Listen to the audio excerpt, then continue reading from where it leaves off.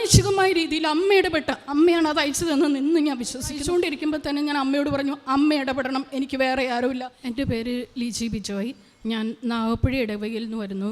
ഞാൻ ഉടമ്പടി എടുത്തത് 2021 ഡിസംബർ 22-നാണ്. ബട്ട് അതിനു മുമ്പ് എനിക്ക് അമ്മേനെ അറിയാം. കാര്യം ഞാനൊരു BSc നേഴ്സാണ്. 15 വർഷമായിട്ട് എനിക്ക് വിദേശത്തേക്ക് പോകാനുള്ള ജോലി തടസ്സമായിരുന്നു. അതിൻ്റെ ഒരു ചെറിയ ഇത് പറയാം, അമ്മ എങ്ങനെ എൻ്റെ ജീവിതത്തിൽ ഇടപെട്ടെന്ന്.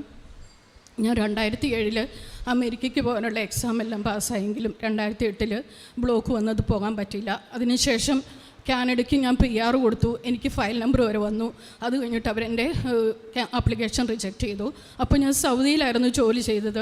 ഞാനിത് ശരിയാവുമെന്ന് ഓർത്തുകൊണ്ട് സൗദിയിൽ നിന്ന് പോന്നു. എനിക്ക് പോകാൻ പറ്റിയില്ല. അതിനുശേഷം 2012 ഞാൻ അയർലൻഡിന് പോയി. അവിടെ ചെന്ന് BSc ചെയ്തു. 2.5 വർഷത്തോളം അവിടെ ജോലി ചെയ്തു. അവിടെ എനിക്ക് തുടരാൻ സാധിച്ചില്ല. ഞാൻ തിരിച്ചു പോന്നു. 2017 ഞാൻ ദുബായിൽ ഇൻ്റർവ്യൂ അറ്റൻഡ് ചെയ്തു. ഏകദേശം 1500 കാൻഡിഡേറ്റ്സ് ഉണ്ടായിരുന്നു. അതിൽ 37 പേരെ സെലക്ട് ചെയ്തു. എൻ്റെ 7ാമത്തെ നമ്പറായിരുന്നു. 6 പേരെ കൊണ്ടുപോയി. എൻ്റെ സമയമായപ്പോഴേക്കും കൊണ്ടുപോയില്ല. അന്ന് എനിക്ക് 2017 എനിക്ക് 1 ലക്ഷം സാലറി ഓഫറിൻ്റെ ഓഫർ ലെറ്റർ ഇന്നും എൻ്റെ കയ്യിലുണ്ട്. എന്നിട്ട് 2017 പിന്നെ ഞാൻ ഒന്നും വേണ്ടാന്ന് വെച്ചു. കാര്യം അത്രമാത്രം ഞാൻ വിഷമിച്ചു. അപ്പോൾ ഇത്രയേറെ ക്വാളിഫിക്കേഷൻ ഉള്ളതുകൊണ്ട് ഞാൻ നാട്ടിൽ തന്നെ DHA പ്രോമെട്രിക് അതെല്ലാം പഠിപ്പിക്കുന്ന ഒരു ഇൻസ്റ്റിറ്റ്യൂഷൻ ട്യൂട്ടറായി കയറി. അപ്പോൾ 2018 ആലപ്പുഴയിൽ നിന്നൊരു ഒരു ഹിന്ദു കൊച്ച് പഠിക്കാൻ വന്നപ്പം മാമിന് ഞാനിത് തരാമെന്ന് പറഞ്ഞ് എനിക്ക് കൃപാനസൻ ഒരു പത്രിക തന്നു. അതെനിക്കറിയില്ല, അതെൻ്റെ കൂടെ ഉണ്ടായിരുന്നു. പക്ഷേ ഇവിടത്തെക്കുറിച്ച് എനിക്കൊന്നും അറിയില്ലായിരുന്നു. 2019 എൻ്റെ മോൾ എനിക്ക് ഇവിടെ വരാനിടയായി. അവൾ ഉടമ്പടി എടുത്തു. അതേ സമയത്ത് എനിക്കൊരു വലിയ സർജറി വേണ്ടി വന്നു. അമ്മ എന്നെ കരുതുന്നുണ്ടായിരുന്നു, അതെനിക്കറിയില്ലായിരുന്നു. അതിനുശേഷം ഞങ്ങൾക്ക് സാമ്പത്തിക ബുദ്ധിമുട്ടുണ്ടായി. അമ്മ ഇടവിട്ടു. അതിനുശേഷം 2020 കൊറോണയായി വരാൻ പറ്റിയില്ല. 2021 ഡിസംബറൊക്കെ ആയപ്പോൾ അമ്മേനെ ഒരുക്കുകയായിരുന്നു. എല്ലാ ദിവസവും ഞാൻ ദിവ്യബലിയിൽ പങ്കെടുത്തു. എനിക്ക് പിന്നെ പുറത്തേക്ക് പോകണമെന്നൊരു ആഗ്രഹം തോന്നി തുടങ്ങി. അങ്ങനെ ഞാൻ ഉടമ്പടി എടുത്തതിന് ശേഷം എനിക്ക് UK ശരിയായി. അപ്പോഴും പിന്നെയും തടസ്സം.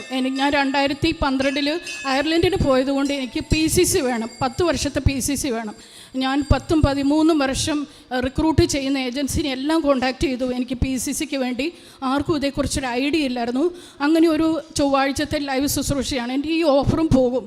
അപ്പോൾ ഇതെൻ്റെ ലാസ്റ്റ് ചാൻസാണ്. അപ്പോൾ ലൈവ് ശുശ്രൂഷയിൽ ഞാനിങ്ങനെ അങ്ങനെ പ്രാർത്ഥിച്ചു, അമ്മേ ഞാൻ ഒത്തിരി സാക്ഷ്യം കേട്ടിട്ടുണ്ട്, അമ്മ സഞ്ചാരിയാണ്, അമ്മ സഞ്ചാരി മാതാവാണ്, അമ്മ വേണ്ടി എനിക്ക് ഇടപെട്ടില്ലെങ്കിൽ എനിക്കിത് നഷ്ടപ്പെടുമെന്ന് പറഞ്ഞു. ആ ഒരു സെക്കൻഡിൽ എൻ്റെ ഒരു കസിൻ ചേട്ടൻ എനിക്ക് അവിടുത്തെ ഒരു സൈറ്റിൻ്റെ ഒരു ഫ്രീക്വൻ്റ്ലി ആസ്ക്ഡ് ക്വസ്റ്റ്യൻ എന്ന് പറഞ്ഞൊരു സൈറ്റ് കൊടുത്തു.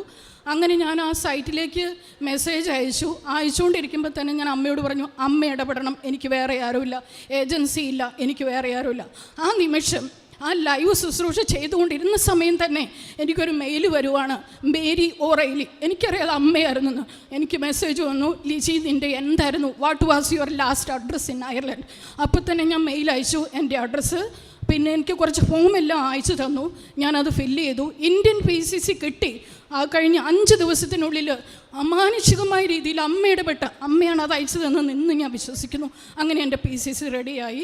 അത് കഴിഞ്ഞിട്ട് ഞാൻ താങ്ക്സ് പറഞ്ഞ് മെയിൽ അയച്ചപ്പം മെയ് 30 ഞാൻ മെയിൽ അയച്ചത്. അന്നേരം അത് അമ്മയാണെന്ന് ഞാൻ വിശ്വസിക്കുന്നു. എന്നോട് പറയും, ലിജി ഇന്ന് മെയ് 30 തൊട്ട് ഞാൻ ലീവാണ്, ഇനി വരുമ്പോൾ നിന്നെ കോൺടാക്റ്റ് ചെയ്യാമെന്ന്. ഇന്ന് വരെ എന്നെ കോൺടാക്റ്റ് ചെയ്തില്ല. പരിശുദ്ധി അമ്മ ഒരു സൈറ്റ് ഉണ്ടാക്കി എനിക്ക് എൻ്റെ PCC തന്നതാണ്. ഞാൻ ഇന്ന് ഉറച്ച് വിശ്വസിക്കുന്നു.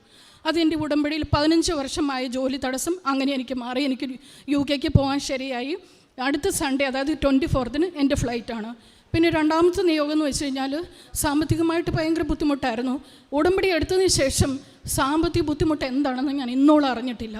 അതിനുശേഷം പിന്നെ ഞാൻ ഒരിക്കലും എനിക്ക് വലിയൊരു ആക്സിഡൻറ്റ് പോലെ ഉണ്ടായി. സ്കൂട്ടറിൽ നിന്ന് വീണു. എനിക്കൊന്നും പറ്റും. അത് ഈ പേപ്പർ വർക്ക് നടന്നുകൊണ്ടിരിക്കുന്ന സമയത്താണ് മുട്ട് വേടിച്ച് വീണ്. വണ്ടിയിൽ നിന്ന് സ്കൂട്ടറിൻ്റെ മുട്ടയിലായിരുന്നു. എനിക്കൊന്നും പറ്റിയില്ല. കണ്ടു നിൽക്കുന്നവർക്കെല്ലാം അത്ഭുതമായിരുന്നു. കാര്യം മെയിൻ റോഡിൽ അങ്ങനെ ഒരു സംഭവം. പിന്നെ എൻ്റെ ഒരു ഫ്രണ്ടിൻ്റെ കൊച്ച്, ടെസ്മി തോമസ് എന്നാണ് അവളുടെ പേര്. അവൾക്ക് വിദേശത്ത് പഠിക്കാൻ ആഗ്രഹമുണ്ടായിരുന്നു. അപ്പോൾ അതിനുവേണ്ടി 1.5 വർഷമായിട്ട് ഓഫർ വരാതെ തടസ്സമായിരുന്നു. ഞാൻ ഉടമ്പടിക്കകത്ത് വിഷയം വെച്ചു. ആ കൊച്ചിൻ്റെ ഓഫർ വന്നു. അവളുടെ പോകാൻ ശരിയായി. കൂടാതെ എൻ്റെ അനിയത്തിക്ക് ചെവി വേദനയായിരുന്നു. അവൾക്ക് കാരിത്താസിൽ സർജറിയൊക്കെ വേണമെന്ന് പറഞ്ഞു. പക്ഷേ ഞാൻ വിഷയമൊന്നും വെച്ചില്ലെങ്കിലും ഞാൻ എപ്പോഴും പ്രത്യക്ഷീകരണ പ്രാർത്ഥനയ്ക്കകത്ത് ചൊല്ലുമായിരുന്നു അവളുടെ കാര്യം. ഇന്നോളം പിന്നെ അവൾക്ക് ചെവി വേദന വന്നിട്ടില്ല, സർജറി ആയിട്ടില്ല. കൂടാതെ അനവധി ഇടയ്ക്ക് എൻ്റെ ഫോൺ നഷ്ടപ്പെട്ടു, അമ്മേനെ വിളിക്കും, എനിക്ക് ഫോൺ തിരിച്ചു കിട്ടി. അങ്ങനെ നിരവധി അനുഗ്രഹങ്ങൾ, ചെറുതും വലുതും. പിന്നെ ഞാൻ പഠിപ്പിക്കുന്ന പിള്ളേർക്ക് വേണ്ടി ഞാൻ പ്രാർത്ഥിക്കും, എല്ലാവരും എക്സാം ചെയ്യിക്കും. അങ്ങനെ പറയുവാണെങ്കിൽ നിരവധി അനുഗ്രഹങ്ങളാണ് ഉടമ്പടി എടുത്തതിൽ പിന്നെ എനിക്ക് കിട്ടിയത്. അതുപോലെ ഭൗതിക അനുഗ്രഹങ്ങൾക്ക് കൂടുതലായിട്ട് ഞാൻ എന്നെ തന്നെ വിശദീകരിക്കാൻ എൻ്റെ അമ്മേനെ സഹായിച്ചു. അമ്മയെന്ന് വിളിച്ചു കഴിഞ്ഞാൽ അതിപ്പോൾ എനിക്കല്ല, എൻ്റെ കുടുംബത്തിനല്ല, ആർക്കും വേണ്ടി പ്രാർത്ഥിച്ചാൽ എൻ്റെ അമ്മ അവരെ നോക്കണമെന്ന് പ്രാർത്ഥിച്ചാൽ എനിക്കതിന് ഉത്തരം കിട്ടിയിരിക്കും. അമ്മ അവിടെ ഉണ്ടെന്ന്. അമ്മ സഞ്ചാരിയാണ്. അതുകൊണ്ട് ഉടമ്പടി എടുക്കാൻ ആഗ്രഹിക്കുന്നവരാരായാലും ഭൗതിക കാര്യങ്ങളെക്കുറിച്ച് നമ്മൾ ചിന്തിക്കേണ്ട. നമ്മൾ ഉടമ്പടി എടുത്തു കഴിഞ്ഞാൽ അമ്മ നമ്മുടെ കൂടെയാണ്. അതാണ് എൻ്റെ ജീവിത സാക്ഷ്യം.